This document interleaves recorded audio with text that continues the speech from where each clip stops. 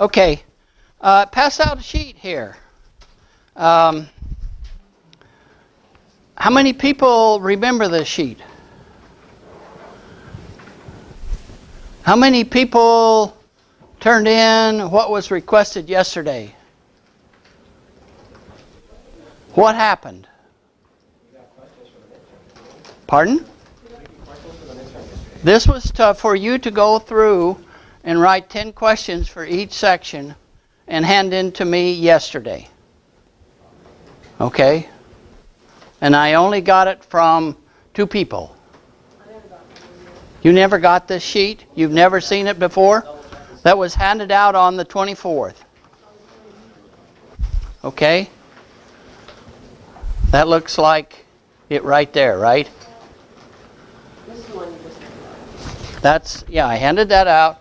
Said go through the material and to give me 10 questions for each section. Isn't that what that says? Okay. All right. I only got it from 2 people. So for that particular assignment, the rest of you have a 0. Somehow, and I think one of the problems is I need to put this on the blackboard in assignments, every assignment that I give you, and I'm neglecting in doing that. So from this point on, I will put those assignments in there, and I expect you to hand them in. So what I've got today, and by the way, from the 24th, everybody should have handed in, some of you have, or handed in this sheet with the questions on. Does anybody else have them with it, had them with them? Okay. All right. Anybody else?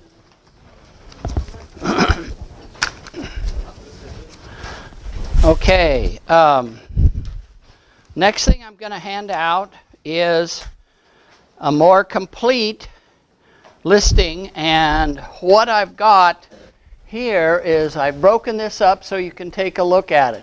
These are the things that the midterm exam is going to be on. We're doing our review today. We will have our midterm Thursday unless somebody has a good reason to talk me out of it to wait until next Tuesday. I want everybody to review the material. It's more important that we review the material than rush into it. So can you be prepared by Thursday, or do you want it next Tuesday? I don't know if you want to review the content and see at the end of the day after we've done this review if we see is that acceptable? Sure, Thursday we'll do that. So you go through and do a review, and Thursday we'll do a review with the class, right? You can bring your notebook, your design notebook, with all of the questions that have been sent out with answers on. Because I feel that if you go through and answer all of those, you'll have done a good review. You can bring them. So I will take a subset out of all of the questions that are passed out, and you can look them up in your notebook if you're speedy enough. Yes, ma'am. Okay, very good. All right, so this is where we're at. What have we went over? Initially, we just went about, what's the course about, some introductory slides and so on. Then we had these slides, or these DVDs, and I had a question sheet on the Sputnik. And then we had Jeff do some more on Sputnik and showed us another DVD. Now those things are on the blackboard. Eric Thomas sent me some questions. Jeff talked more about space history. We had that half of the DVD on space to Earth, but I asked you to go ahead and give you the reference to look that up and look at the rest of it. Very, very, very good DVD. Had Larry Harvey talk about Kennedy Space Center. We had Professor Malfris talk about the cosmic perspective. and Dr. McNeil talk about the charged particles and the space environment. So we've covered quite a bit of material. And again, I don't expect you to memorize this, but I expect you to go back and review it and look at the questions and be able to answer them, because it's important that you do so. Now, I'll hand this out.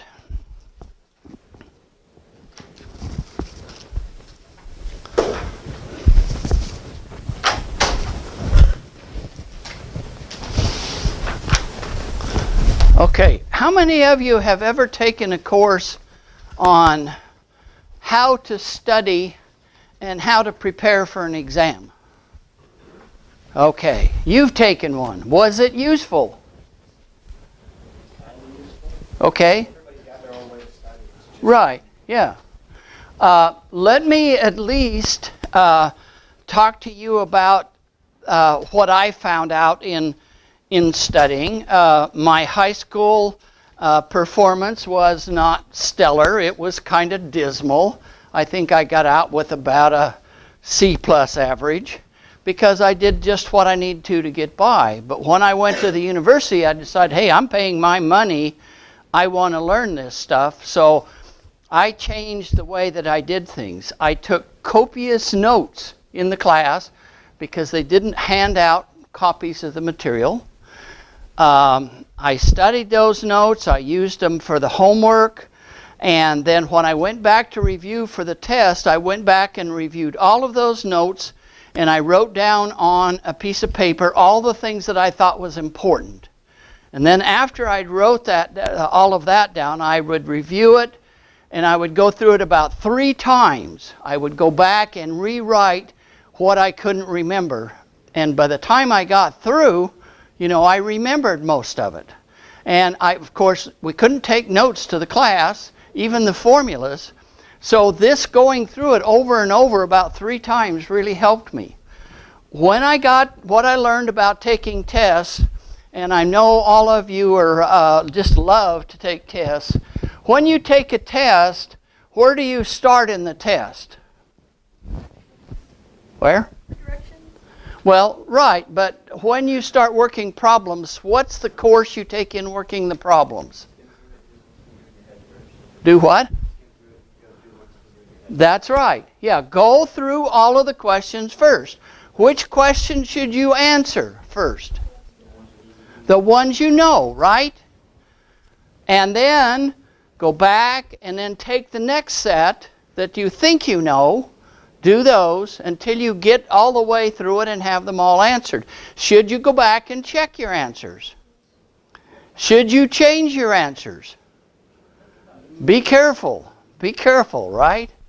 But what I often see with students that take tests, they'll start at the beginning and they'll never get to the end.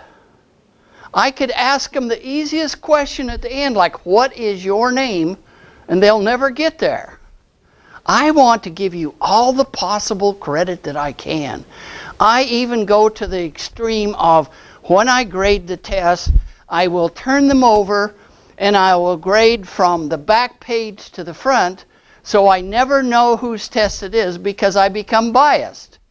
When I see her answer a question, I think, well, I don't know whether she knows what she's doing or not. I don't think she understands this. And then when I look at his paper, and if I know his name's on there, I say, well, it's not quite the right answer, but I know he knows it. Correct, right? Is that biased? Yeah, that's biased. So I try not to be biased. I want you to learn absolutely as much as possible out of this course in the easiest possible way. If I could just lift your scalp up and just pour that stuff in, boy, we'd be in good shape. So please, I'm trying to give you the opportunity to learn in here, because you know what? The space industry right now is just booming. The kind of jobs that you can get out there and the kind of things that you can do is really, really cool. I just was watching, what was it? Sunday, SpaceX launched their Falcon. It's a new Falcon, the first time they'd ever flown that. It's called a Falcon 9. It has 9 engines on. They had all brand new engines on it. They had never flown those engines before. And what they do is they tie that thing down to the launch pad and they fire all those engines just to make sure they're working right. And not all of the companies do that. But they can fly that thing even if one engine is out. It's sized such that they can do their mission. And they put a Canadian satellite up in orbit. But in addition to that, they put a little CubeSat called POPAX. And POPAX is a very interesting thing. There are no electronics in it. It's just a structure made by a 3D printer, and it has 3 4-inch silver balls in it. And so when it gets up in space, it opens up and it tosses those balls out. What good is it to have a silver ball up in space? What the heck can you use that for? No radio on it, no nothing. It's what? It does. It can reflect radio waves. But what would they use it for? To test how computer satellites will be expelled from the satellite? No, what they're actually using it for is to determine the atmospheric density. So how long each one stays in orbit? That's right. Yeah, how long each one stays in orbit. And because a sphere is a very unique shape, they can understand when it starts to deorbit, they can understand what the density of the air is. And the air around the Earth, you remember, there's a big old bright thing out in the sky, and what does it do occasionally? What does that big old bright thing out there do occasionally? It goes blip. What does the blip put out? Yeah, particles, flares, right? And these flares come and hit the magnetosphere, and they come into the Earth, and they actually heat the atmosphere. If you heat the atmosphere and it raises up, what do you think about the amount of time that a satellite would stay up there? It will decrease, right? Increases the drag on the satellite. The NORAD, an Air Force group, keeps track of all of the pieces of stuff in space. And why do you think they want to know about everything in space? Well, that's true. That's good. But are they afraid of something appearing in space they don't want to appear? Maybe like a ballistic missile warhead? So they track everything in space. And what happens is they have radars that track all of this stuff, and they have a database that keeps track of it and predicts where it's going to be. If they find something in space that's not in their database, they get suspicious, right? Because what they do is they now have their big old B-52 bombers with those missiles on that they're gonna go drop those bombs or shoot at somebody else, right? And the Russians are the same way. They're keeping track of everything in space. If the atmosphere heats up and rises, it changes the not the ballistic coefficient, but the drag on all these pieces of stuff in space. And one major flare that happened a few years ago was so significant, they lost over 500 pieces of things in space that they had to reacquire because they changed altitude so quickly. Okay? So it's really important. So the reason for these spheres in space is it's very predictable. They can track those spheres and they know what the atmospheric density is. So we're gonna study that in orbits, but lots of cool things happening. Okay, now that you've got this, let's turn to the second page. How many of you have not been to the blackboard? You haven't been to the blackboard. That's because I don't have your name on the blackboard, right? All the rest of you have been to the blackboard. If you go to the blackboard and you look under documentation, you will find Under this, you will find SSE lectures. Under lectures, you'll find introduction, chapter 1, chapter 2, chapter 3. That's what it's going to be on. If you follow that down, you can open up each of those sections. If you go, for example, to chapter 1, underneath that is slides that are elements of the space mission and the videotape that G did for us. If you go to chapter 2, you can see there's some questions, but there's also all of the videotapes. So everything is there for you. And if you go to the last page, you'll see that's all on the space environment. And what that does is cover the lectures by Dr. Malfris and Dr. McNeil. So there's the material to study. That's it, all in a nutshell, right? All of the answers are there. Any question that I could write, the answers are there. Okay. One question before I go on here. How many people still have a conflict on the Friday 1 lab? Okay. You have a conflict, so you can't come to the normal lab, right? Yeah. Do you come to do you have a conflict there of coming on the afternoon? Like afternoon or Friday one? Yeah. Anytime after 2:40. Okay, so we start at 12:40, right? Okay, you'd still do? I got one of your teacher assistants to help me on Monday. Okay. The following Monday. All right. And you have we're having problems with students being able to see their TAs. So what I'd like is anybody that cannot come to the regular 12:40 to 2:40 session on Friday 1, will you stay after class for just a few minutes, and let's see if we can't work all of this out. And the TA, so Will, if you'll stay, okay? Let's see, let me give you this and you can pass this around. All right, I have some questions here, and let's just kind of go over them if we can. It'll sound very familiar to somebody. It says, what are 4 things you should have at the beginning of the class or lab every day? Should have your book, your lab notebook, your computer, and what else? Something to take notes on, right? Okay. What should you do with your phone when you get in the class? Turn it off and set it on the table. Very good. Are school work ethics any different than job ethics? They shouldn't be, right? But sometimes they are a little bit, right? Okay. Who will give you a reference for a job after graduation? If you've done well, your professor. If not, he won't know you. Okay.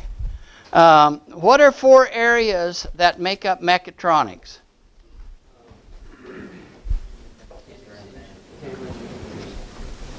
What is mechatronics consisted of? Electronics? Mechanical? What else? Computers? Anything else? Control? We'll go for that. Okay. How are hardware and software and firmware different? What's hardware? It's physical. Software? Is it physical? No, it's the stuff that runs it. It's bits, right? Okay. Firmware. What's the difference between software and firmware? Anybody? What? What do you think? Software is soft and firmware is hard.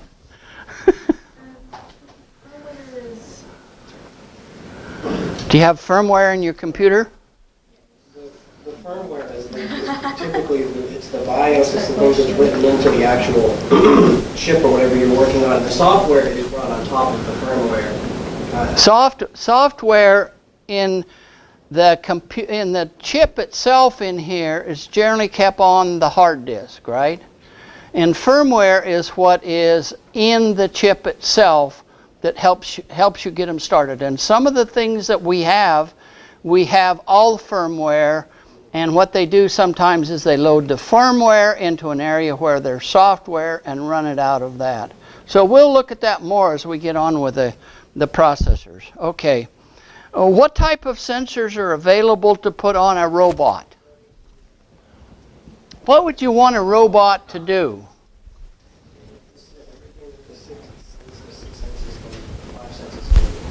So on a robot, you would want it to know what? Where it is, where it's going, what it's doing, environment around it. How can you know where it is? Well, you could set it out in the atrium out here, and it's designed to do something, and it's in the atrium, right? So it doesn't necessarily know that, but its scheme of operation means it's going to start at a known location. Does that make sense? Okay. What about collision avoidance? Does your car have collision avoidance? You got money for it. You. No, mine doesn't. Mine has a brake. No, you. You're the collision avoidance sensor, right? Okay. What else are you the sensor for? Where you're going? Where you are? What you need to do to the car? So you're a sensor, right? If you could build something that had all of the sensor capability that you had, be pretty good, wouldn't it? Okay. All right. Let's go on. Elon Musk started a new groundbreaking company that is revolutionizing the way we visit space. What did he do? SpaceX, right? What is different about SpaceX than Boeing? It's private. They build almost everything that they have themselves, right? What advantage did he have over Boeing? Pardon? Money. That's true. Boeing's got lots of money. But he had the advantage that he didn't have any history. He could start where he wanted, right? So he could look around and find out what's the best way to do something. Okay.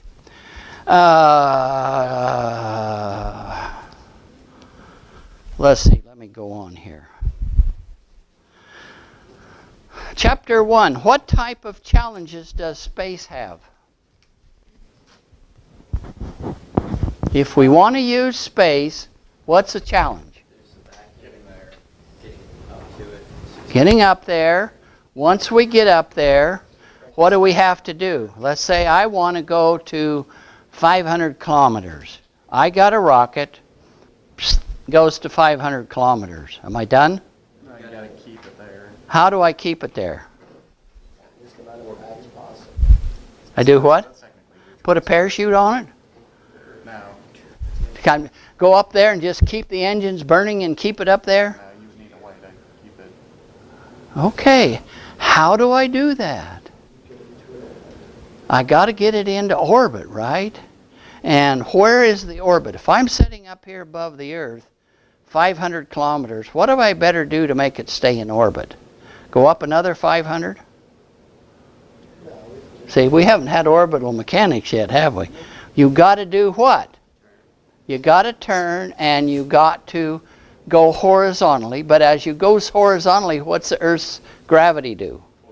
Pulls you down. But you got to go fast enough so that you can go all the way around. So you not only have to get the altitude, you have to get what they call terminal velocity in order to make this thing go around, right? Now, you get up in space. What is the environment like up there? Has what? It can be cold. What else? No air. There is some, but not very much, right? Cadence, what else? What's up there and when I get in orbit around the Earth?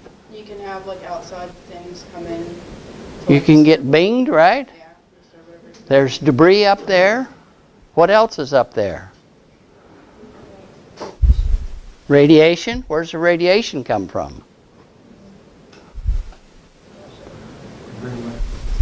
Comes from the cosmos and from that big bright thing out there. Sun. Okay. All right. Now, there is some air up there. So if you don't go up high enough, that air is going to slow you down. That air is going to take energy out of that satellite that's up there, and it'll deorbit. When it's going at the altitude of the space station, it's going about 17,500 miles an hour. What happens is it starts to re-enter and get into the atmosphere. It heats up, right? It heats up. How many of you stuck the hand out the window going 80 miles an hour? What does that feel like? What if you put your hand like that? What happens as compared to putting it like this? This is drag, right? Cross-sectional area is drag. Has that air got much pressure at 80 miles an hour? What are you doing 80 miles an hour? You're going to get a ticket. Okay. So anyway, that's something we're going to find out. There's also other things up there. There's solar winds. Solar winds can come along and push your satellite around. So even if you get it up there, there are other things that affect it. There's gravitational pull. Is the Earth perfectly round? What is the Earth like? It's like a pear, but at least it's bigger at the center around the equator than it is over the poles, right? And that makes a non-uniform gravitational field. And the non-uniform gravitational field affects the orbit. So, okay. Let's see. What two things do satellites do? They what? They have sensors and they can They have sensors and they can communicate, right? That's the two things that they do. Is there anything else that they do that you can think of? What do spy satellites do? They have sensors to take pictures. They communicate them back down. What does the Hubble telescope do? Takes pictures and send it back down, right? Okay. Let's see. What are some examples of sensors that satellite platform provide a platform for? The Hubble provides a platform for what? A what? What does the Hubble provide a platform for? What does it do? It takes pictures. Takes pictures? Yeah, so it's got a telescope and a camera, right? That's what it is. Okay. What about, let's see, what about CXBN? What was CXBN supposed to do? It was to look at background radiation, X-rays, right. Okay. Let's see. What are four general areas that satellites are built for? They can do what? Communicate, navigate, explore. Yeah. Can you find this in your notes anyplace? Why don't you open your handy-dandy design notebooks and see if you can find the slides on this. Okay.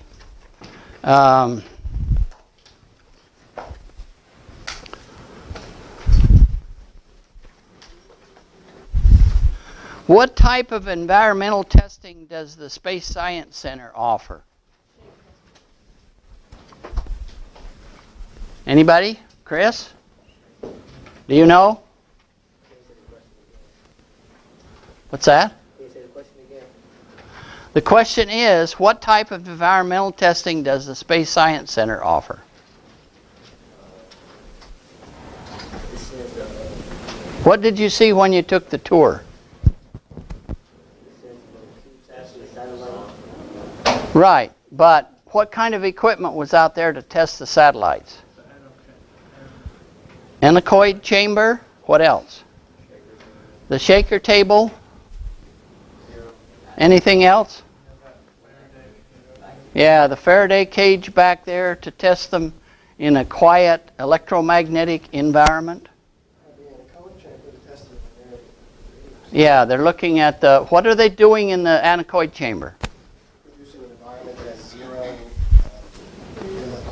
zero radio waves, so you can test. Zero reflection. Space, it should simulate what you see in space when you don't have anything reflecting off of you, right? Okay, yeah. Okay, space history. What war encouraged the rapid development of space missions? The what? When was space actually used in war?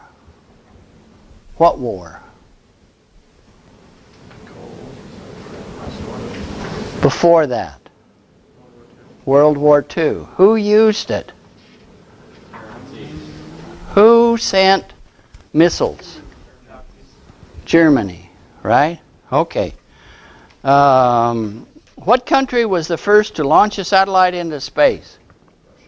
Russia, right? What was the name of the satellite? Sputnik. What did that satellite do in space? Yevgeny? What did Sputnik do? Just goes beep, beep, beep, right? Did it send out Morse code? Do you recall? Or did it just send out a tone? And the tone represented what? Didn't it represent temperature? Did it? Anybody remember? I thought it was just so that I just thought it was a ring. Yeah. Thought it was what? just so that we could detect it down here. Okay, that was the most part of it. Okay. When they built this, who did they expect to listen to it? The ham radio guys, because they knew they could, right? So, okay. What did the general U.S. public feel about the launch of Sputnik? Were they happy? Were they scared? Yeah, they were scared. They said, oh no, the Russians are ahead of us. They're going to put ballistic missiles up. And that was the main reason that they demonstrated it. That's why that satellite was so big, because the size of it represented what was the capability of producing a one nuclear warhead, right? So what do you think the U.S. spent a lot of money on if the warheads were very, very big and heavy? They spent a lot of money on reducing them. They spent a lot of money there. Okay, let's see. What country was the first to put a human into space? Russia. What was the name of the first cosmonaut? Who? Gregorian. Okay. Okay. I don't speak Russian. Oh, okay. Who's some of the most famous rocket scientists at this time when rocketry was new? Who else? The guy that the Space Center is named after. Goddard. Anybody else? Russian guy. Yeah. Right. Okay. Why did von Braun give himself up from the Germans to the Americans? He had more opportunities in America than Russia. He thought he did, huh? He thought Okay. Was he upset when we tried to launch a satellite? They didn't get to... Who launched the first U.S. satellite? Was it the Army or the Navy?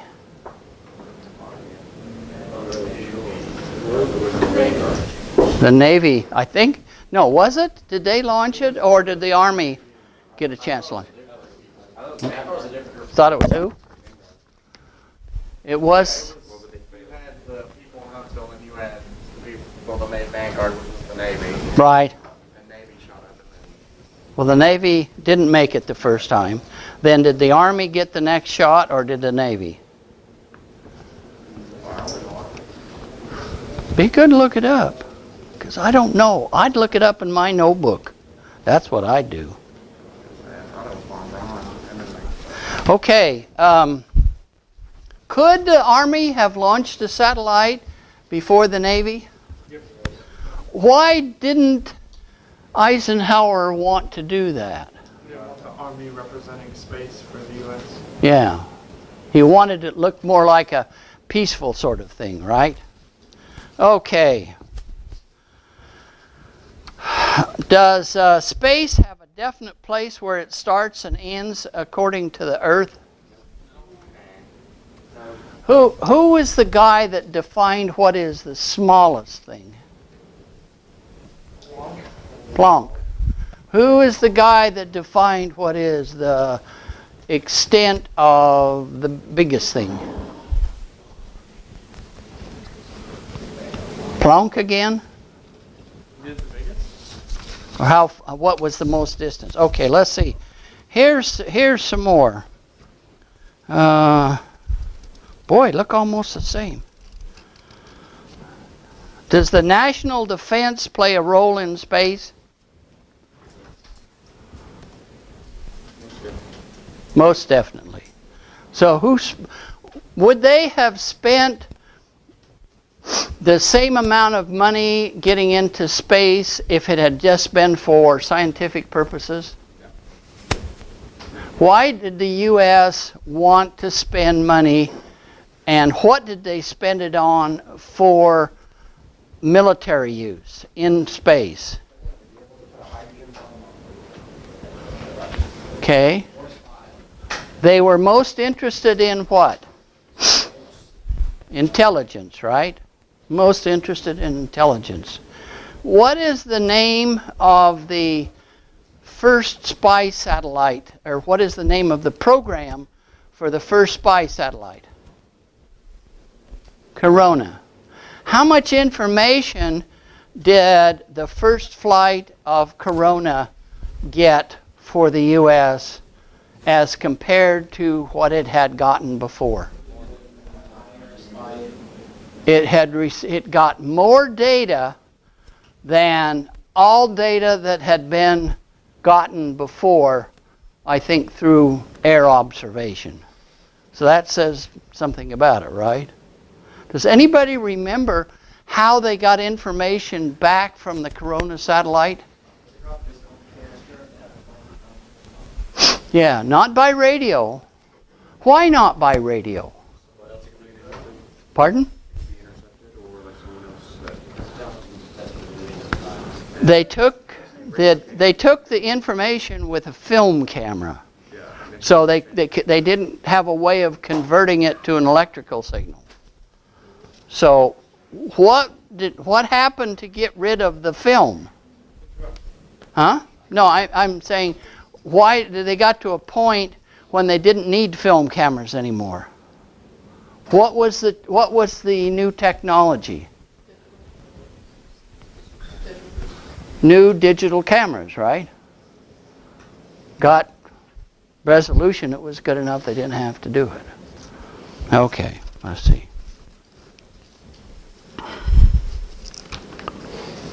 How was Pearl Harbor compared to the launch of Sputnik?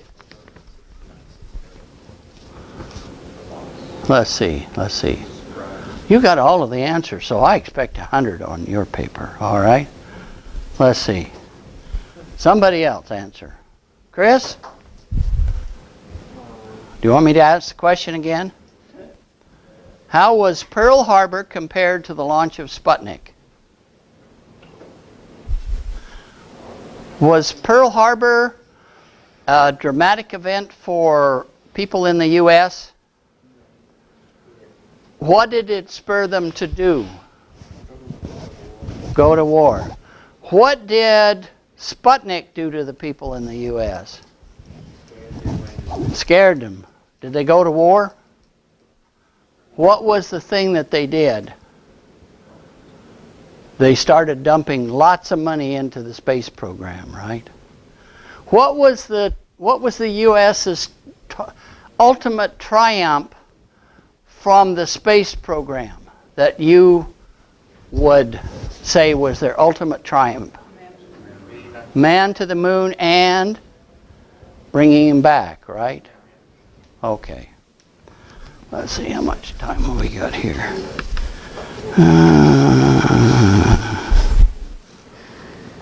What was the use of the V2s?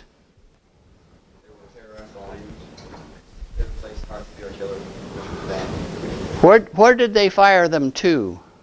London, Paris,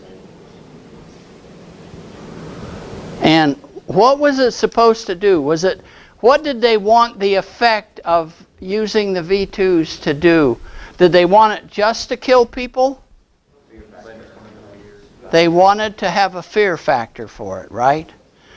How many people did they kill? How many people were killed by the V2s? How many? 5,000.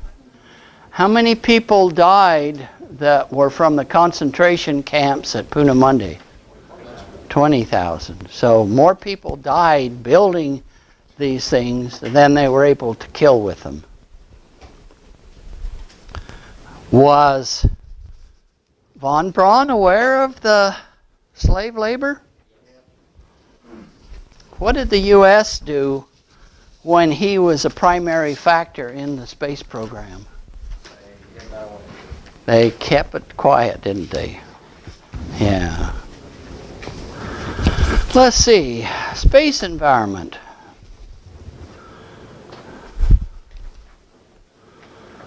What's the smallest unit of anything physical in the universe?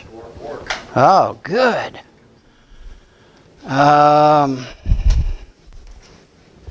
What is the formula for energy? Can you exchange mass and energy? What formula is it? Who come up with that formula? Einstein, right. I still can't believe that. I just cannot conceive how you can exchange energy for mass. At Stanford University, they have a linear accelerator where they put a charged particle in the end of this pipe. It's a mile long, and they have these big vacuum tubes that kind of pump this thing, that keep increasing the velocity as it goes along this tube. And what they want to do is come out the end of the tube and hit things. And then they look at how it scatters to understand what it is. So as this thing comes along, it reaches near the velocity of light.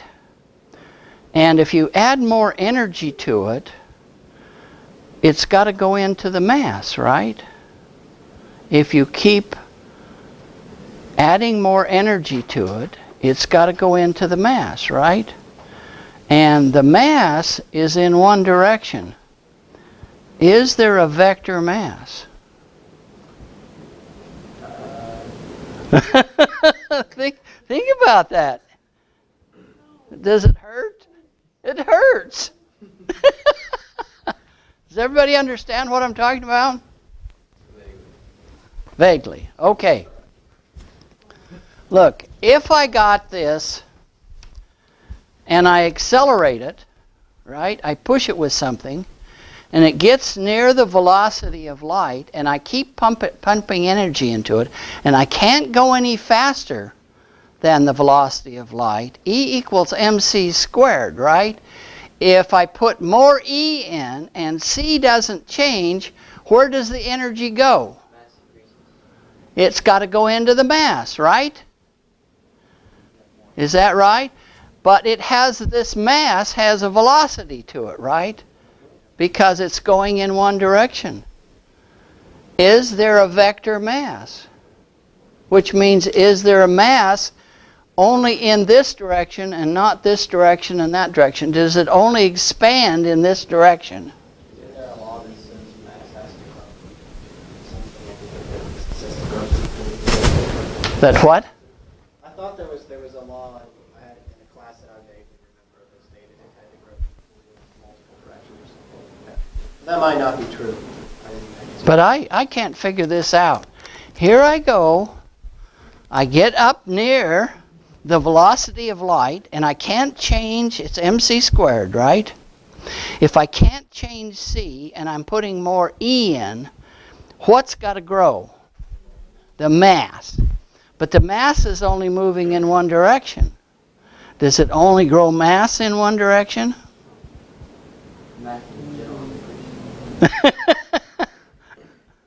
Got to ask the physics guys, right? We'll have to get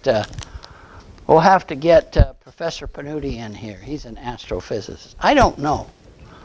There's a lot of things, I don't know. Can you believe that? The older I get, the less I know. Okay. What's the smallest unit of length? Planck's. Small constant, it's... I don't think he actually gave us the meter, he gave us the second. Yeah, he didn't give us that. Hey, give us time, the smallest unit of time. That was like 1 to the negative 16, like 4 to 6. Okay. But how are you going to find that on a test?